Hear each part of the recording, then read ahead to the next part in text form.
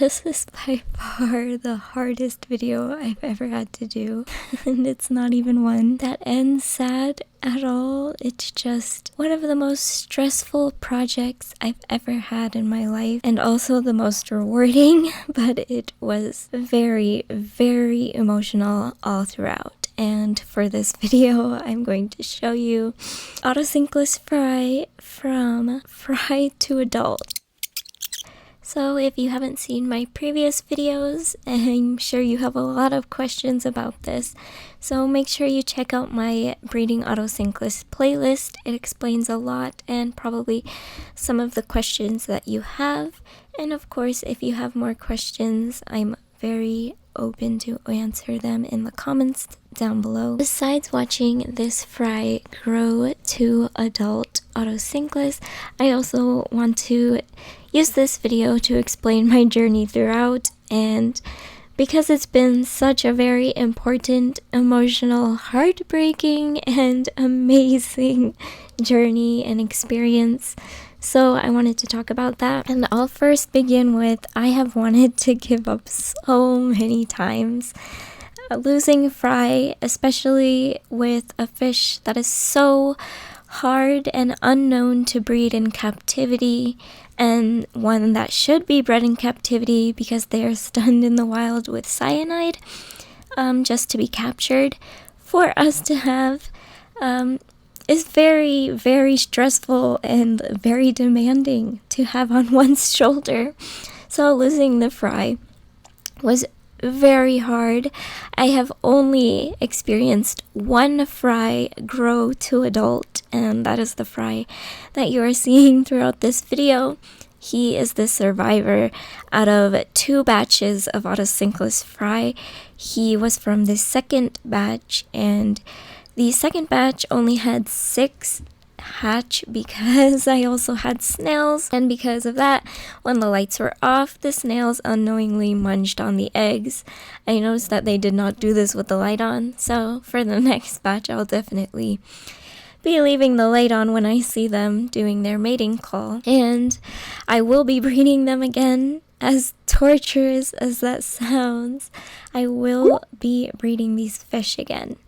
And because I think it's still very important that we have more experiences than my 2 batches, and for this information to keep going on out there in the world for other people to try as well.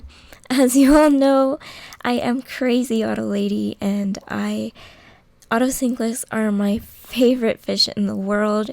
I don't think any other fish could get me this emotional. And so I want to keep experiencing this hard and torturous but so rewarding journey with you guys. And I did take a break from breeding them, but I will get back to it soon. And I am prepared to cry again and again. But this time I do have a little bit more that I want to try out when I didn't know before, so hopefully I will be able to get more fry out of the 3rd batch as well as keep them alive, so we'll see how that goes. But the one fry that I did grow to adult is almost 5 months old now, and I know that it's an adult now because I can't tell the difference between that one and the others anymore. I'm not sure if it ended up being a girl or a boy. It's really hard to count autos when you have 11 in your tank now, but I remember bawling my eyes out because I thought that the fry had passed, but in reality I had 11 Otocinclus that looked just alike, and so I knew that he had or she had grown up. I really can't tell which one it is anymore, which is very sad. I guess I can't call it Otocinclus fry anymore, but I am so proud and so relieved that I was able to get it to adult, and I was actually pretty surprised as well as to how fast it grew into the size of the others.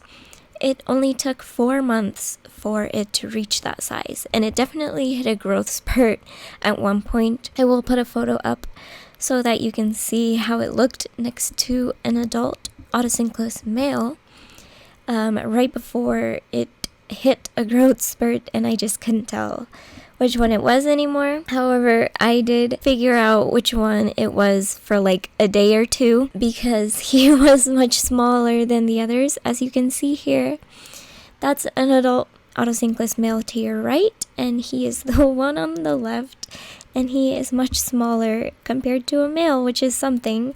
You would think that's a female, but no, that's a male. And so you can see how he grew up next to one of those. I will try to see how many males and females I have just to see which one he is. However, I do get asked a lot as well how you tell the difference between a male and a female Otocinclus.